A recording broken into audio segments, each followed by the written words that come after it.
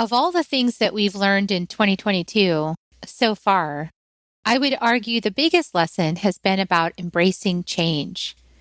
In fact, in our groups, we're working with the fantastic Coyote, who is a master at helping us to embrace change and go with it and stop trying to control things.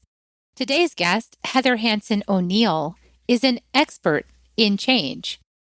She is the host of the From Fear to Fire podcast, and she's here to tell you change is the new normal.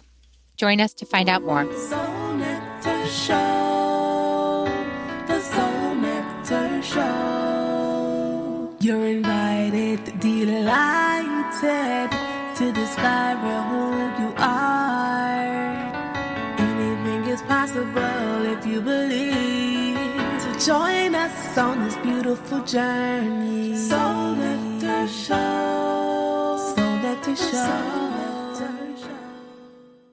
Before we start this episode, I, Carrie Hummingbird, and I, Akeem Sami, want you to know that you are invited.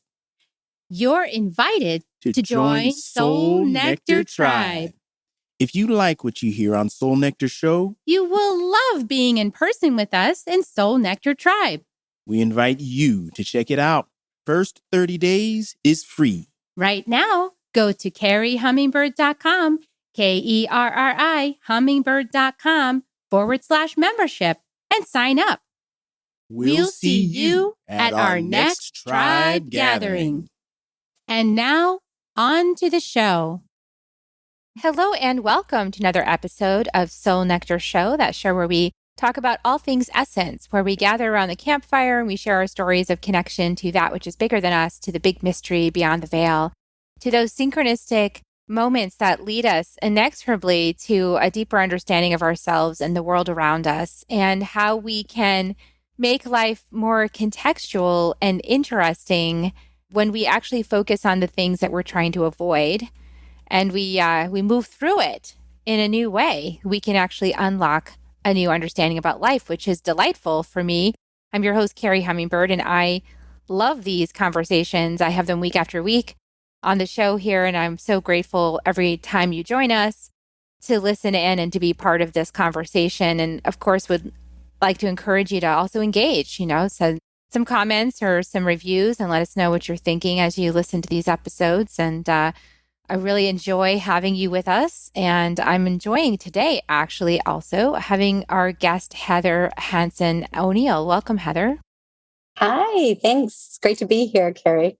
So I'll tell you a little bit about Heather. Heather is an international speaker, author, adventurer, and entrepreneur, using her action-packed experience to fire up audiences.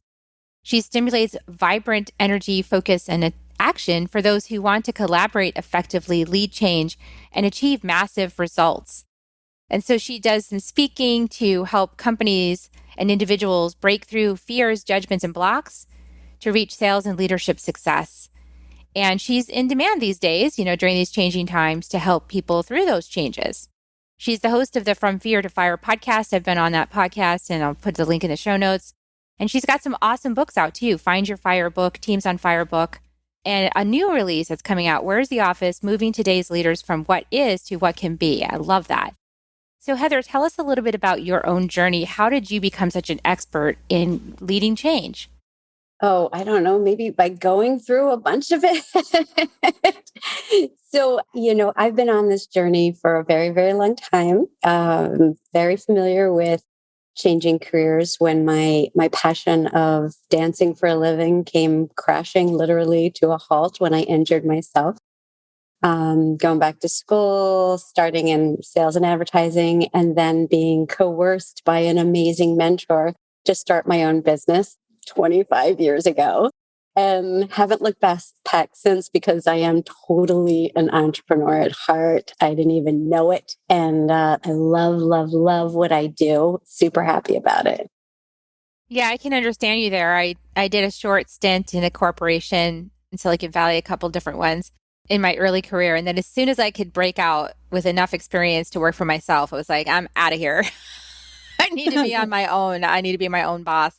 That's kind of unusual, because a lot of people seem to be, just from what I've noticed, there's a lot more corporate people working for companies than there is entrepreneurs. And so when you work for companies, how does that mesh? How does your message reach them when they seem to have a different mentality about working?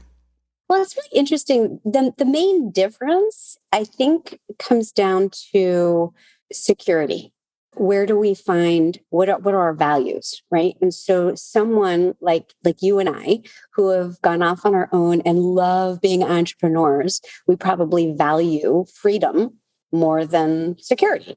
And someone who decides to stay in the corporate world and either climb the ladder or figure out how to weave their skills into the bigger vision for the company, they probably have a little bit higher desire for security and maybe love the idea of working together with a team more so than the fear that's attached to going off on your own, because that can be a little bit of a roller coaster for some people. It can be a roller coaster for you and I too. Well, yeah. We're just okay with roller coasters. Sometimes we throw our hands up in the air and scream. Yeah, I feel like maybe I was prepared for that by a childhood of moving around quite a bit. I always had to go into a new town as a child and make new friends. And I got very good at spotting cliques and social dynamics and kind of figuring out where do I want to fit into this little example of social dynamic, and how do I want to play here. And so I think that made me okay with moving around. And I don't know if that's the only ingredient, but it does feel like it has to do with belonging. I feel like if you need to belong, like in a really big way, kind of being on your own might be scary. It definitely can. And for those entrepreneurs who have that desire to be on their own, to start something, to create something, to have that freedom, but have a strong sense of belonging, there's a really great, amazing community of entrepreneurs who help each other. So you're never really alone if you know where to look. Yeah, these podcasts are case in point, right? Because I work for myself, you work for yourself. Just about everybody else I interview works for themselves or would like to, maybe they have a day job, but they do this on the side. And so there is that freedom of being able to speak your mind. And I know that some of my clients who work in corporate, they are not allowed really to post what they feel, even on their social media. Like there's so many guidelines and restrictions, or there's at least a fear of that, a fear of being seen for what you actually think and feel on social media by your employer too.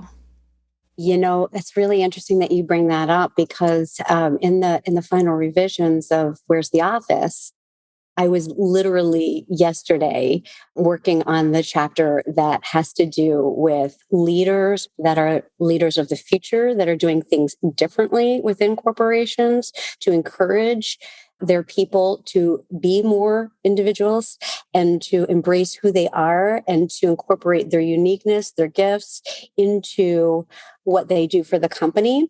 And so it is new. I will tell you that you're right, that is probably seen a lot right now, but where we're helping companies is to be able to have the type of leadership that communicates well, but also fosters that independence, especially when some of your leading is going to continue to be not in an office. Because people have to self-manage at that point. And so it's less about, I saw some graph the other day and like the shift in business is going to be going away from like micromanaging people and expecting them to sit in their desk for like 10 hours a day and focus somehow their brains on whatever they're doing, which is, we all know from a neuroscience perspective is like ridiculous. It doesn't work. To, project-based. And in project-based, it's like, well, just use your expertise and talents and do it whatever way you need to do it in order to deliver it on time with quality, and we're fine. We don't need to monitor you and what you're doing with every single moment of your day. You do what you need to do to be productive and be an adult, and then deliver the content, and we'll be happy, right? Exactly. But it requires more trust from everyone, especially the leaders. Yeah. So that's a big, so being a leader in this time requires a lot of us, doesn't it? It requires us to be able to be trusting individuals, to have discernment, to know, like, if we're being told the truth or not. And also to be able to lead effectively if somebody is sort of falling down on the new paradigm, right? If they're working at home, but they're not really able to do it, maybe it's not a matter of dishonesty. Maybe it's just a matter of needing some new tools and structures. Exactly. Oh, so, so true. I mean, we need to help people. We've always needed to be there and provide the tools, the strategies, the tips, the communication. And now we're just getting real clarity on what that's going to look like. And it will look very different than it has in the past. So I'm curious, I just have this theory that being a parent prepares you to be a really good leader. And I wonder, for your experience of being a mom, how has that really shaped your understanding of leading others? Oh my goodness. It's been an unbelievable training ground, a breeding ground for insanity, but training ground. So I have three amazing sons, and they're 18 months apart. Like literally, my twins were born 18 months after my oldest. So, and they're all very different. Even though my twins are identical, their personalities are really different. So it's been an amazing science experiment, we'll call it, to understanding how to lead or parent, interact with people that have very different needs, very different desires, very different skills, and how to do it so that everyone is optimized, right? Everyone is getting what they need, even if it's a little different than the person next to them. And so this difference between fair and equal, right? So it doesn't always have to be equal, but it has to be fair, right? So it has been, it's so funny that you bring that up. It's been amazing for me to be able to take what I've learned in that arena and translate it. Yeah, I think that it's what teaches you up close and personal that people are not cookie cutter, and that they're all different. And that's why these corporate cookie cutter models, they don't really work because people lose if they're, people are nuanced. They have their own unique drives, they have things that motivate them, they have interests, and they also have fears and they have things that hold them back, right? So people might get into a profession where they did it because they felt it might be safe, but then actually over time they're really depressed because it's not really the best thing for them. It's not really what they want to be doing, but they're in it, so they're afraid to move. And so leadership, I believe, is about seeing that in the person and saying, you know what, you need to stretch your wings and you need to grow. And I'm inviting you into this other role where you'll, like for me, I was behind a desk. Imagine this. I was behind a desk doing technical writing, AP references for programmers for like 20 years. Okay. Like I was behind a desk at the corporate job for 5 years doing that kind of thing. Hidden away, locked away in an office, not interacting with people. Are you serious? That is not appropriate for me. Horrible for you. It was so depressing. And the only way I got through it was because I have this knack for being able to make everything interesting. Like I can make the most boring thing interesting. So I did that, and I made good money, but I was like, I can't keep doing this. And by the time I was nearing the end of that stint of that work, that kind of work, I had the cushiest job. I was working, from home for a California company. I was consulting, but I was actually their employee, so I was getting employees and I was getting paid full time. And I could barely make myself do an hour a day. That's how depressed I was. I was like, I can't even do this 1 minute more. It's too much. And so that's why people get so depressed and drink, right? Is that they're in the wrong position. Right. And it is so true. And we have to be able to not wait until we are so tragically uncomfortable to make a change. And that's one of the things. And I say that because that's human nature, right? If we're doing something and it's okay, or we're in a relationship and it's okay, you're paying most of your bills and you're okay. Like when things are okay and you're not happy, but you're okay, you don't make a change. Right? When do you make a change? When you're tragically unhappy, when something dramatic happens, when somebody else fires you from a job that you hated but didn't want to quit, right? So my call out to anyone out there who is not exquisitely happy is to look at it. Don't wait until you are at a place where you absolutely can't do anything else but change. constantly evolve and look at who you are and who you want to be and, what you were meant to be. And when you look at that, you're taking right actions, you're making right decisions every day toward a better you, which is better serving. Yeah, and a lot of people avoid that because of fear, right? So like, I don't want to Yes. lose this job because it makes a lot of money. I don't know what else I would do if I wasn't doing this thing, and it's too late to change because I'm mid-career, and like the whole conversation. Oh, I want yeah. to say I threw it all up in the air and I was like, house, deck of cards, two cards. I just said, I can't, whatever it is, I'm out. Like I'm out of the marriage. I'm out of and so that's when the midlife crisis. I really feel that midlife crisis is a sign of people that have gone like, I've done this thing too long that I thought I had to do, and I cannot be false to myself any longer. That's what I believe that whole thing is. Mm-hmm. It's really, I think about it, I'm looking at your background with the butterflies, right? And it is that moment where you're like busting out of the cocoon that you just you can't hold back any longer. That's when you become fully, you say, talk about the essence when we started this, right? The essence of who you're supposed to be. It's been there. It's always been there. Maybe you couldn't hear it or you couldn't see it because it was covered. It was blocked by fears, by judgments, by assumptions, by all of these things that keep us from our authentic true self. I love to see when people do what you did and are able to just let it go and just become. Yeah, become exactly. It's interesting that I notice bitterness and resentment and anger and hatred and all of those signs of resistance to change. That people that are in that space and they can't seem to move past it is sad to me because it's on the other side of letting go of whatever it is that you were so angry about, that you can actually grow into a more authentic you, and then your life can blossom too. So rather than be upset with people who left and went like, what, this isn't working, and found their way and are blossoming and thriving, rather than like keeping on looking at that and trying to tear it apart, like just go, wow, I could do that too. What's stopping me from doing that for myself? Why am I stuck in a rut, focused on somebody else's success when, you know what I'm saying? Like there's different ways to deal with change. Talk a lot about that a little bit because people are thrust into change right now, whether they want to be or not. The most consistent thing in anyone's future right now is change. So you could look at it that way. If you want to look at how to gain more consistency, wrap your head and your heart around change, because that is the new normal. Everything changes. And it's always been that way. We've just been fighting it. So how can we embrace change? How can we use it to become more resilient beings? How can we use change to demonstrate by example for people how to make a real, meaningful difference in the world?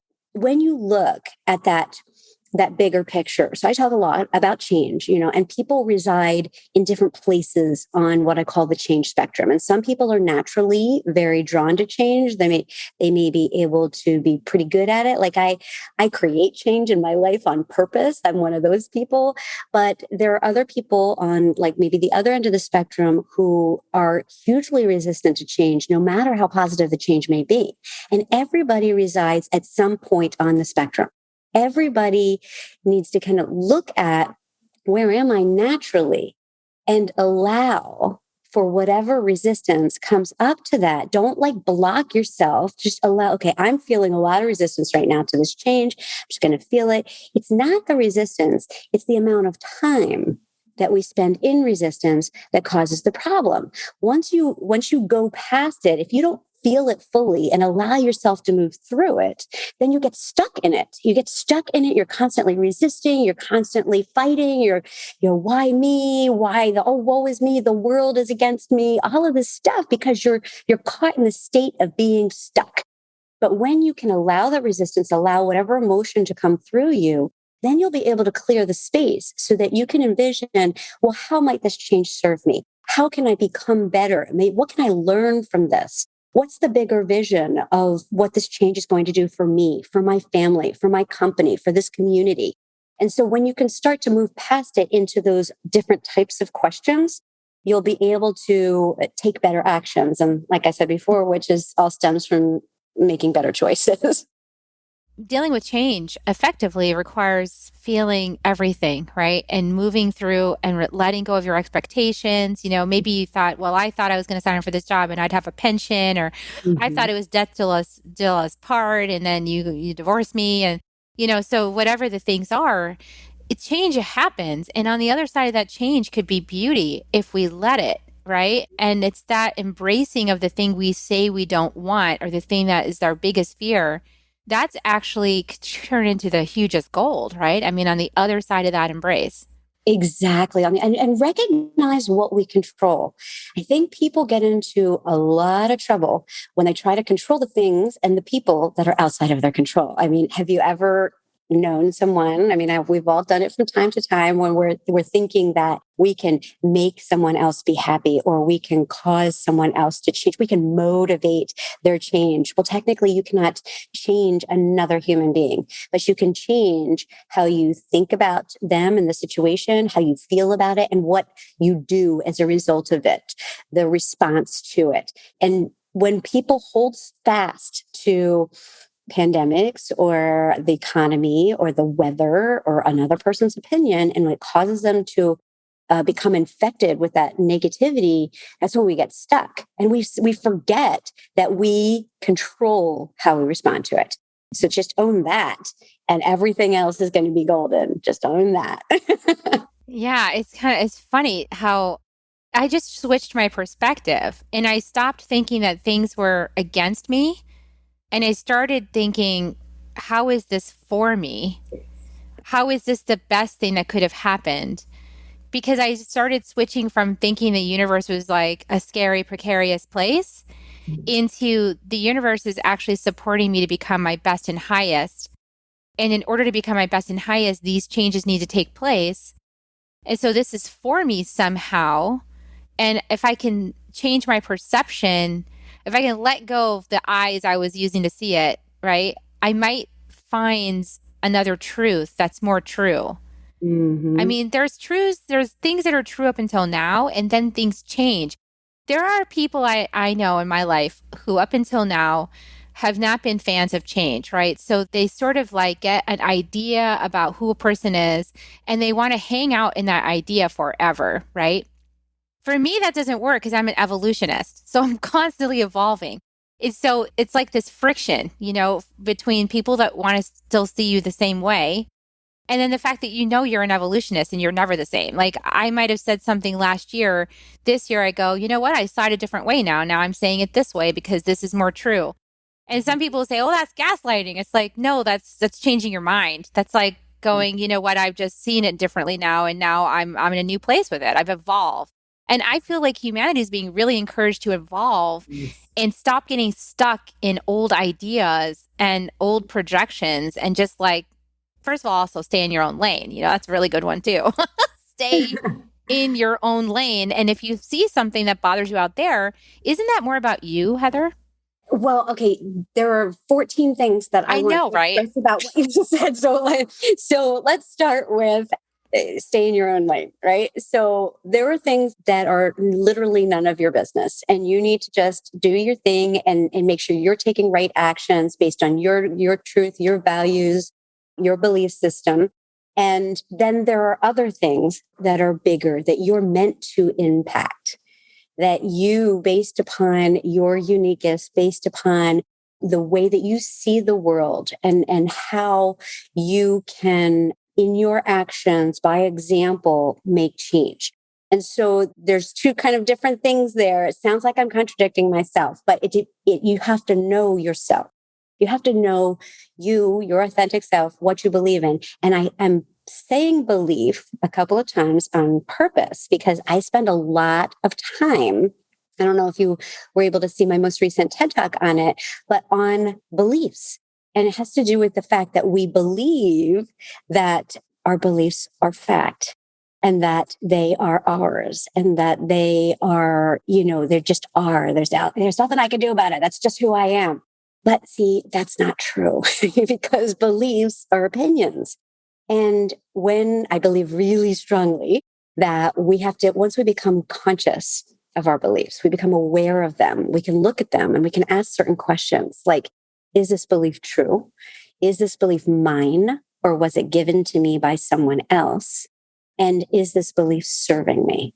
And if you don't take the time to become aware of, to become conscious of your beliefs and ask those three questions, you won't know which ones are honestly yours that you believe very strongly. They're true, they're good, they're serving. Keep those and then let go. Just literally let go of the beliefs that you've had, that you've perpetuated, that may have been passed down from generation to generation, creating bias and violence and prejudice. We have the power to change our beliefs once we become aware of them. Yes, I could not agree with you more. I am a student of the Toltec teachings and Don Miguel Ruiz, in the Four Agreements. And actually, I think Miguel Jr. wrote the book, The 5 Levels of Attachment. He talks about this idea of like how people are willing to basically, at the very highest level of attachment to ideas, people will kill each other over those ideas. But they're just ideas. They are simply ideas. They're not even, it's not like there's a tiger beating down your door trying to eat you alive. But you might think there is because of some of the attachment to some of these ideas that people have. And then they're willing to just destroy each other over these ideas. And these ideas, some of them are historical, like you talked about, and some of them are actually based in fear, right? And they're not even true. It's so true. It's so true. And it is, when you were talking about evolving, it is literally one of the fastest, best ways to evolve into who you're meant to be is by becoming aware, just becoming conscious of your surroundings, becoming conscious especially of you and your beliefs. And that will get you to that place of being able to spread your butterfly wings. This is why I think being triggered is a good thing. I'm actually not anti-trigger anymore. I used to be like, oh, don't trigger me. Oh, ouch, you're hurting me. Now I'm like, go ahead, please try. Because that way I know where my triggers are. Because if I find the trigger, I find another belief. And I can look at that belief and go, well, think about this one today. I don't know if I want to keep that one or not. And now it doesn't have power over me. I have power and it is just an idea. Yes. And that's the difference. Because when you let them like have power over you and get you all upset and everything else, there's always another way to look at that thing. Always. Turn it around. There's another way to look at it. You don't have to be so upset. Exactly. And remember, if you're on this journey, that you may do the cha-cha, meaning you may take some steps forward with this idea and then a step back, and that's okay.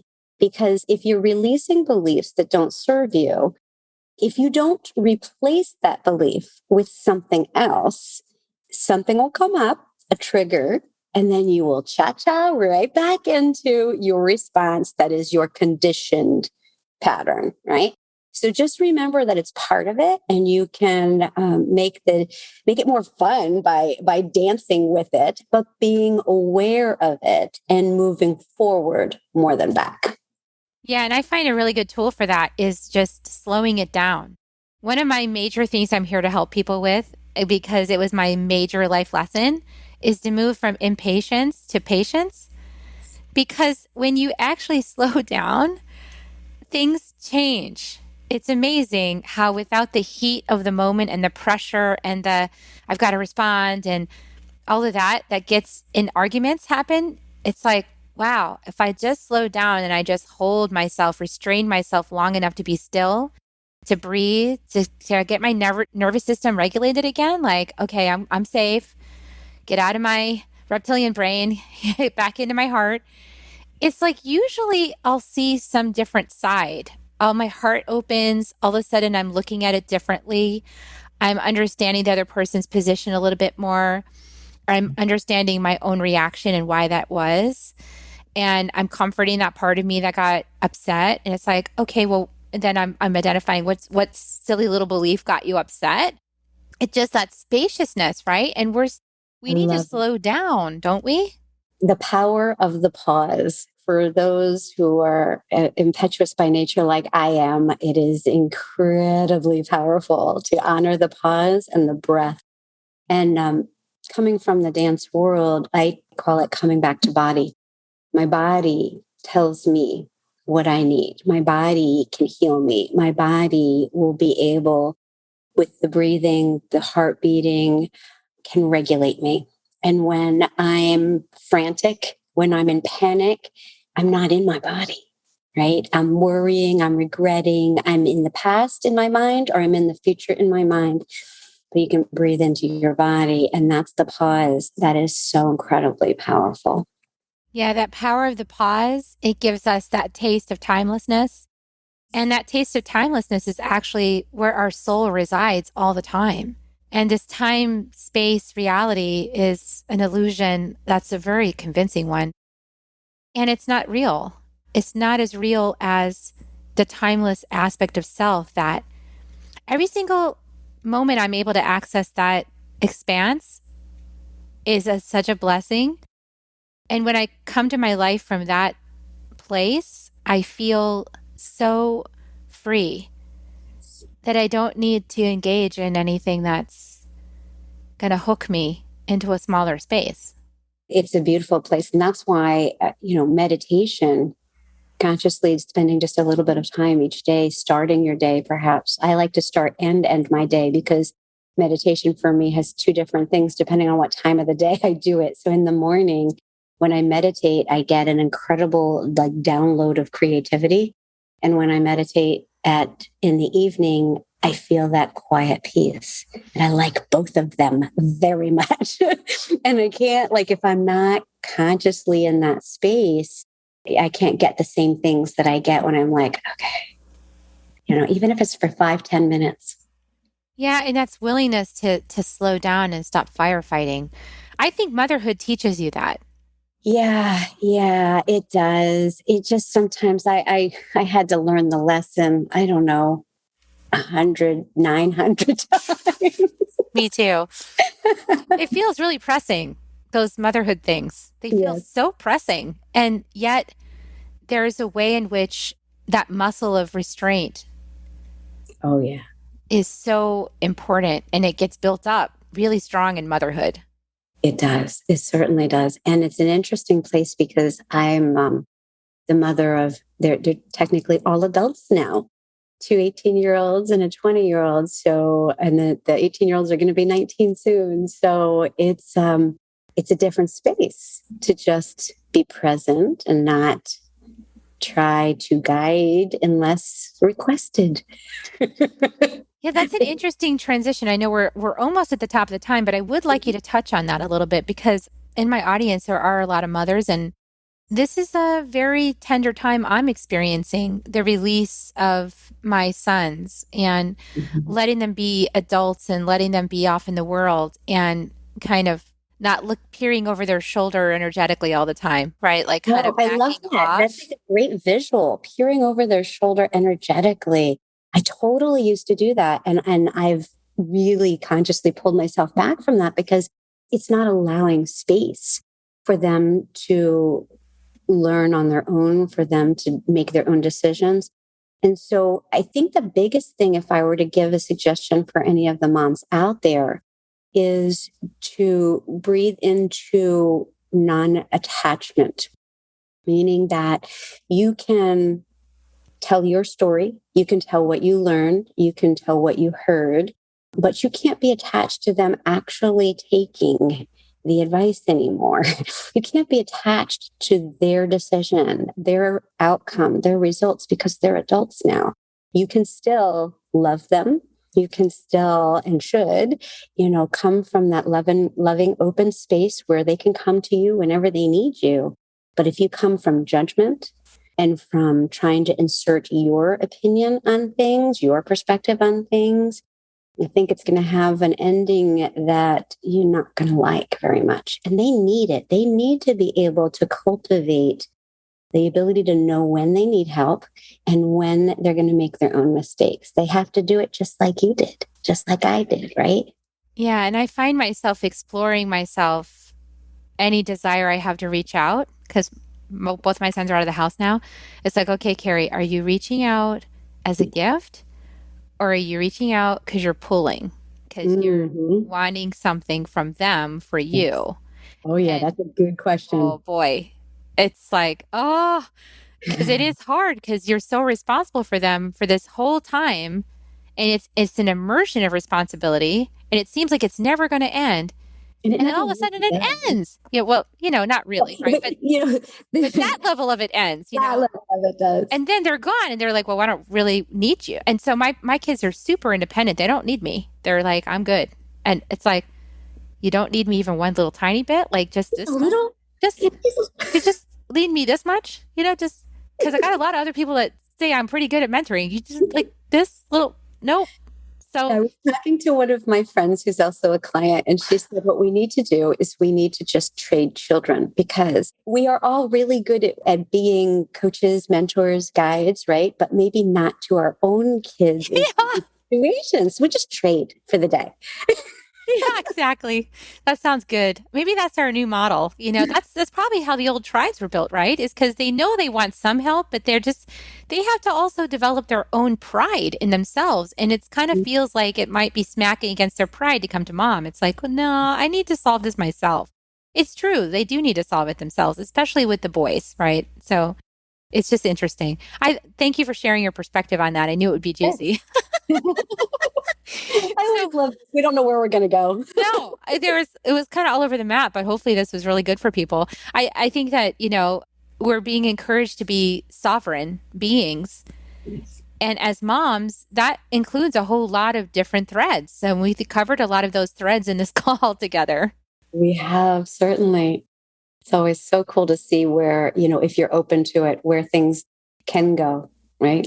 Exactly. And without an agenda, because we just don't have any ever on this show. We just never know where it's going to go. I let Spirit lead. So thanks for coming on the show. I wanted to give you an opportunity to share with us, how can people get started working with you? I know they can tune into your From Fear to Fire podcast. Again, I will put a link in the show notes to my episode on that. Excellent. Wonderful. It was a great one. And it was good. One who loves you will know it's going to be good. So listen to that. Yes, From Fear to Fire podcast. You can go to my website, heatherhansono'neill.com. You can reach out to me on LinkedIn. You can check out the TED Talk. You can just go to TED and put in Heather Hanson O'Neill, and you'll get 2 of them. I've done 2 TED Talks, and I am always open. If anyone has any questions, I'm an open book. You can reach out at any time. I love to help. Beautiful. I love that. Congratulations on your TED Talks too, by the way. That's awesome.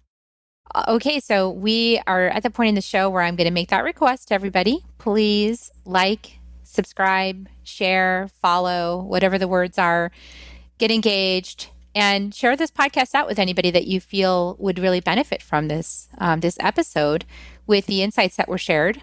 And give us a review, because that's important. That's just how people find the engines know it's serving people, is when they engage with it. So we'd love for you to engage. And if you put a comment in there, Heather and I will see it and we will get back to you. We will answer that question. So thanks a lot for tuning in. And I'm going to give kisses now. Would you like to join me in giving everybody kisses? Yeah. Okay, here they come, people. I got to give somebody kisses, okay? My boys don't want them anymore, so you guys get them. They just got some of those kisses you just sent out into the ether. They're good kisses. Oh, enjoy your kisses, everybody, this weekend, and have a great week. And we'll see you next time on Soul Nectar Show. Bye for now. Bye-bye. If you found even one gold nugget in this episode of Soul Nectar Show, will you do us a favor? Will you subscribe, like, and share this episode? Maybe even write a comment and let us know what you thought about it. We really, really want to engage with you at a much deeper level. Let's be part of community together. Have a great week, everyone. Bye for now. To dive in deeper to nourishing conversation, visit soulnectar.show. Soul Nectar Show. Awaken away to the show. Take a sip from the drip of nectar, from the source of who you are.